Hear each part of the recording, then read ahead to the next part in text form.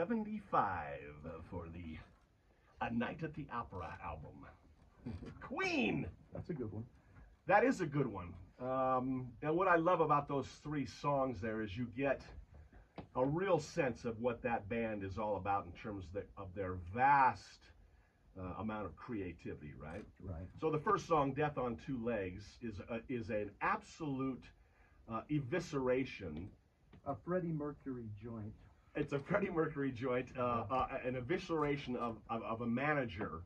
Norman Sheffield. Norman Sheffield. I think we can say it these days. It's probably well, he sued him, and everybody knew. Yeah. Well, you remember on the Live Killers album when they did Death on Two Legs, you can hear it bleeped out. It says this song is about a real MF. Yeah, exactly.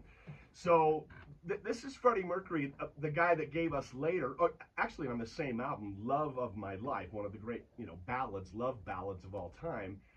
This is a Freddie Mercury tune that is just absolutely scathing about what this guy, and it's all documented now. The guy really did mess him over big time. And another time I might use a word that starts with F right there. But it's an amazing song. It shows how rocking the band could be, how hard rocking the band could be, right? Right. And then it flows nicely into Lazing on a Sunday Afternoon, which has an interesting recording process. They played the song into a bucket. They put the headphones in a bucket, and then they put the microphone above the bucket. Yeah. So that's why you get that lo-fi. Yeah, stuff. It sounds throwbacky to music from yesteryear or whatever. You go from Freddie's invectitude toward the manager and his anger at that manager and how badly it screwed him over to this amazing little, Lazing on a Sunday Afternoon. We now, Freddie was a gay man, obviously. Yeah, I don't know whether you'd heard. So you get, I always thought the prancing kind of gave it away myself. Well, one night we'll do a nothing but Rob Halford and Freddie Mercury show, right? Yeah, I've got a song I've got to play by Judas Priest that of course he tried to come out 20 years early. But yeah. Are you talking about like from the Point of Entry album, maybe? No, I'm talking about Raw Deal from Sin After Sin. One of these nights on our podcast, we're going to do an absolute breakdown of the Judas Priest story. It's absolutely amazing.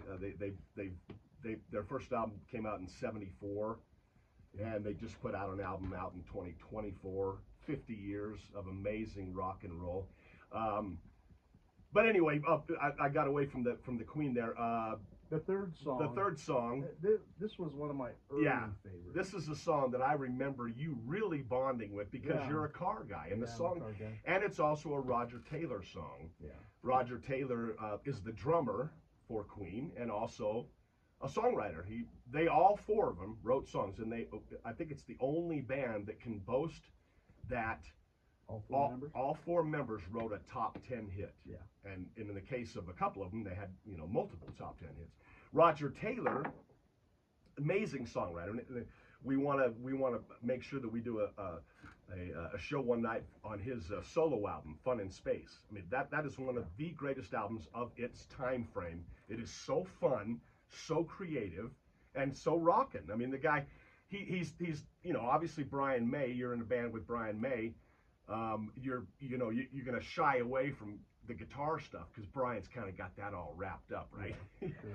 But Roger wrote percussive songs with rhythm guitar and tremendous songs. The amount of songs that he contributed to the band, it's endless. Yeah, so Freddie's the obvious leader of the band. Right. He's the super talent. He's the unicorn. Yes.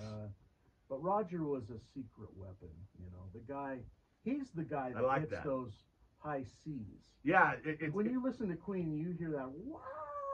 Yeah. That's Roger. In preparing for the show, I was looking at I've always been a Queen fan, so I probably didn't need to prepare much about Night at the Opera because it was the first album that I bought. Right, everybody heard Bohemian Rhapsody on the radio, rushed out, and we got A Night at the Opera, and it's just an amazing album. It's staggering in its creativity and its rockenness, and of course it's uh, named after a famous Marx Brothers movie, A Night at the Opera. I understand that at some point that that the Queen Boys struck up a friendship with Marx, Mm-hmm. Groucho Marx. Of course, A Night at the Opera is one of the Marx Brothers movies. They did A Day at the Races, which is also one of their movies. So they did these two albums in a row that referenced Marx Brothers movies. And eventually, Groucho invited them over to his place, and they hung out. And Really? I heard that they did an a cappella version of one of the songs for him at his pad. But God, who wouldn't have wanted to be there, right? The fly on the wall. Huh? Exactly.